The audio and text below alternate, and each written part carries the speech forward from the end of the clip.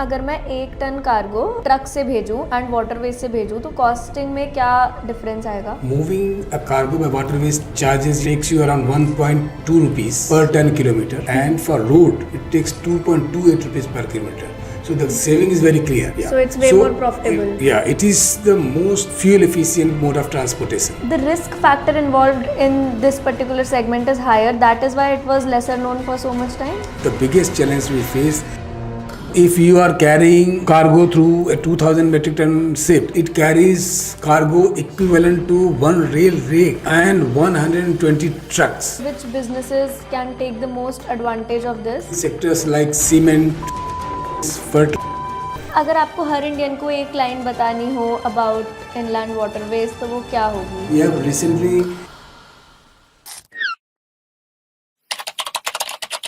हम सब लोग रोड और रेल के बारे में तो सुनते हैं, but I was also shocked कि इंडिया के पास 100 से ज़्यादा नेशनल वाटरवेज है। And today we have with us chairman of Inland Waterways Authority of India Shri Sunil Kumar Singh. तो आज हम आपसे बहुत सारी बातें जानेंगे इस विषय में।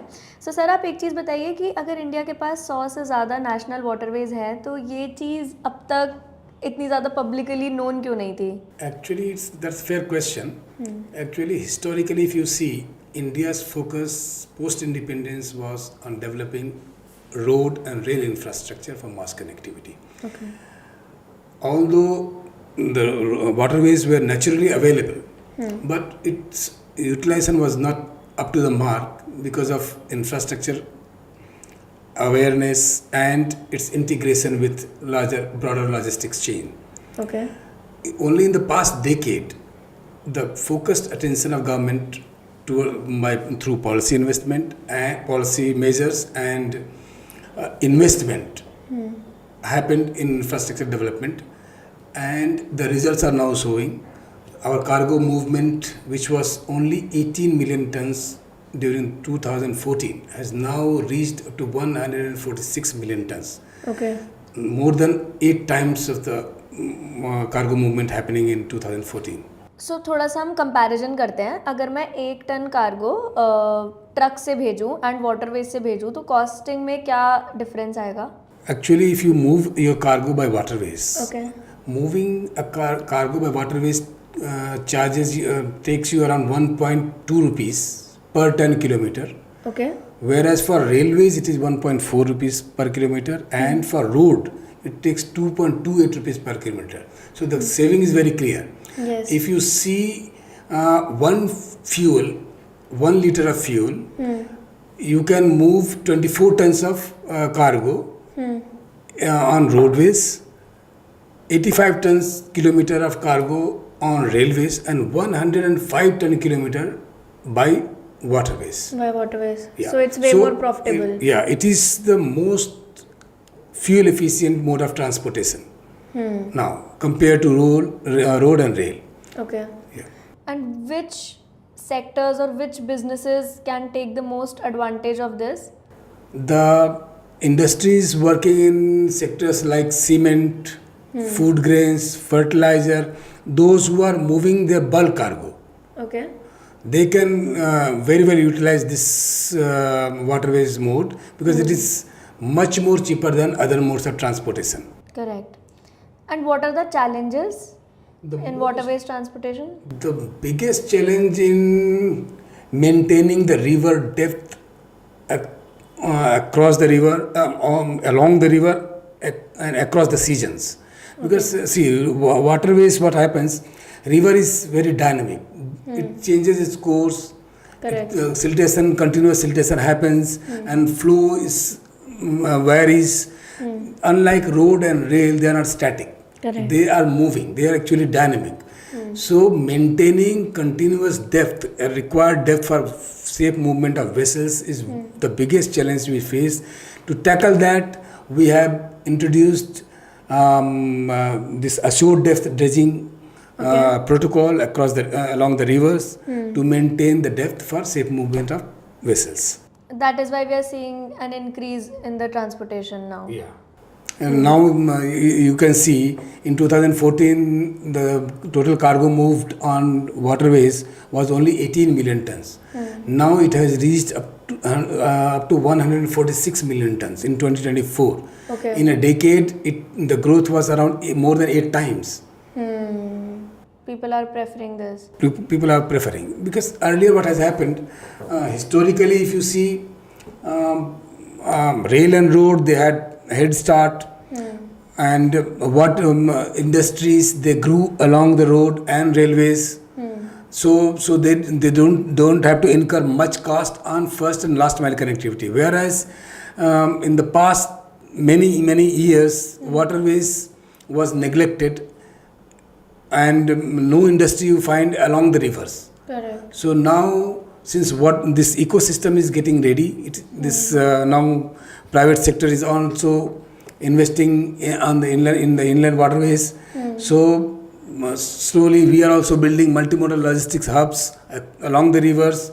Once these hubs connect these river ports to rail and road, then this ecosystem will be ready for efficient use by cargo owners, and we are expecting significant rise in this cargo movement on waterways in next 2-3 years.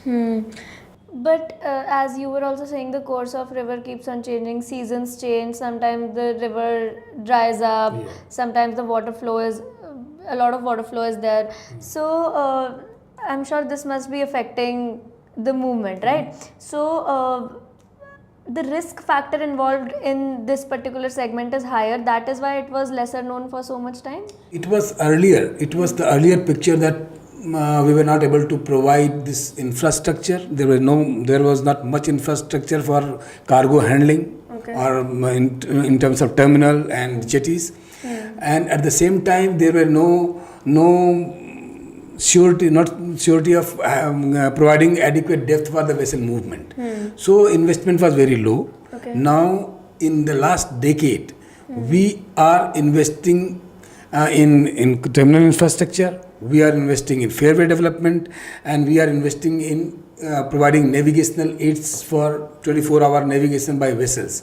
So we are now able to provide adequate depth for safe movement of vessels, and that is why this change you can see in last 1 decade that has happened, which is now a success story for inland waterways. Got it. Yeah. So what are the different modes of transport? Like which all transports are there? See, our cargo moves through rail, road, and waterways within the country. Yeah. Okay. So since rail and road they developed a long time ago, our focus was to develop rail and road for mass connectivity. In that process, this waterways we forgot, which were used to be. I'm asking, like in waterways, so you just have large ships, or there are 2-3 alag-alag? Yeah, there are many types of ships, ranging from vessel carrying 200 to 300 metric ton to 2000 metric tons.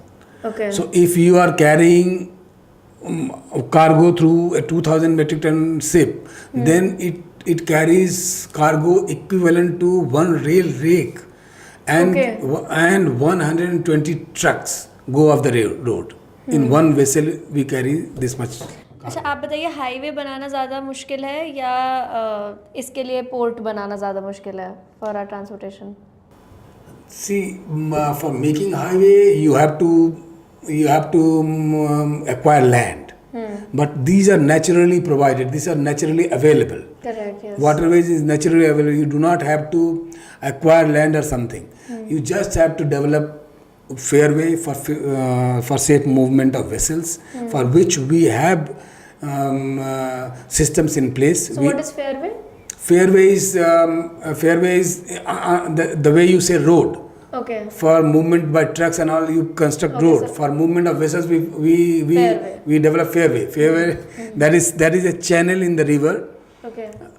With width up to 50 meters and depth up to 2 to 3 meters, which we provide continuously throughout the year along the river. Okay.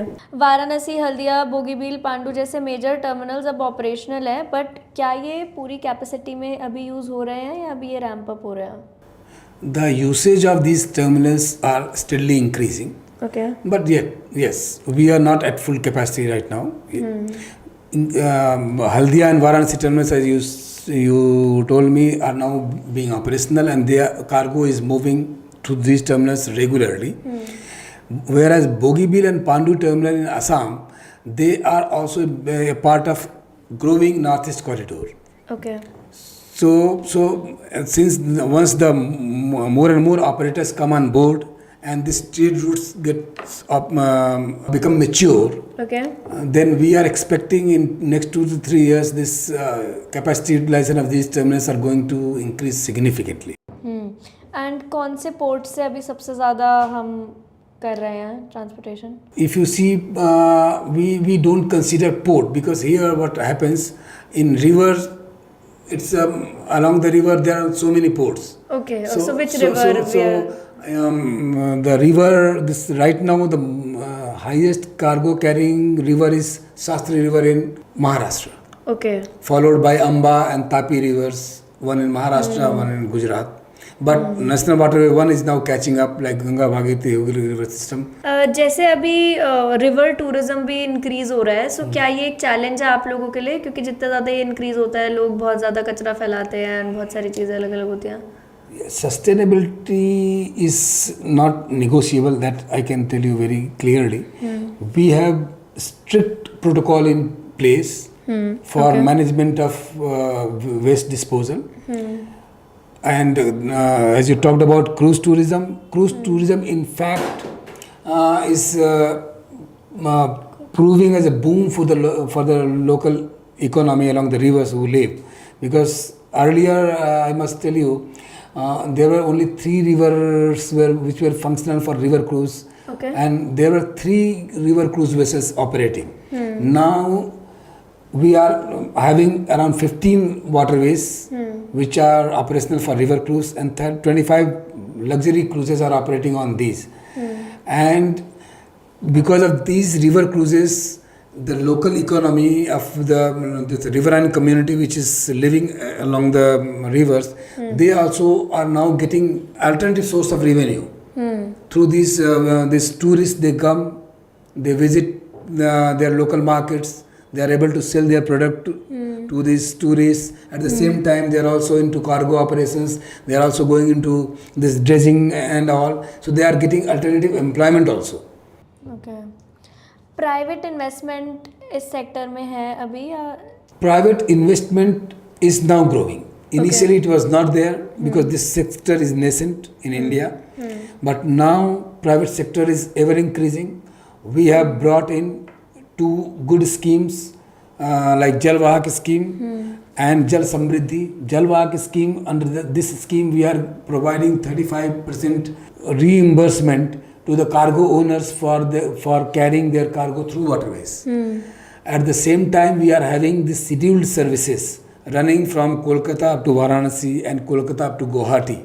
Okay. And Jal Samriddhi scheme, I must tell you, because this is we have developed a portal for online application for terminal development by private operators. Okay. And right now, I am happy to tell you that 29 operators have applied, registered for opening private terminals. And before that also, there are many operators have built their private terminals along the rivers. And one of the telling example, I must tell you that we have recently signed an agreement with Renus Logistics, a Germany-based logistics company, which is bringing more than 100 barges for running on our national waterways. You will be seeing this from the next year onwards. So this is telling the story of success story of inland waterways, how our national waterways are now becoming an integral part of our total logistics model mix. Hydrogen और electric vessels बहुत futuristic sound करते हैं, but are they practical for Indian rivers yet? And what are you learning from those pilot projects in Varanasi and Ayodhya? We are still at pilot stage. Okay. But this future is promising. Looks promising. We have already deployed 2 hybrid electric catamaran vessels, one at Ayodhya and one at Varanasi. which are being utilized by public. These are green vessels, you must say. Emission is very low, Okay. are negligible.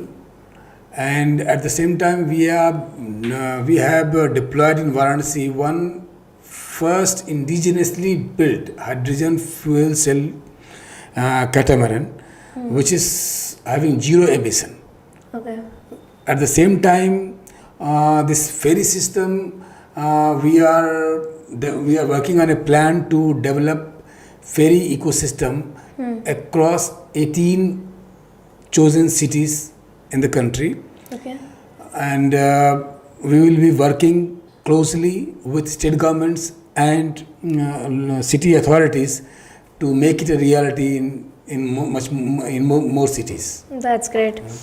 अगर आपको हर Indian को एक line बतानी हो about inland waterways तो वो क्या होगी? The development of inland waterways is not just a story of infrastructure.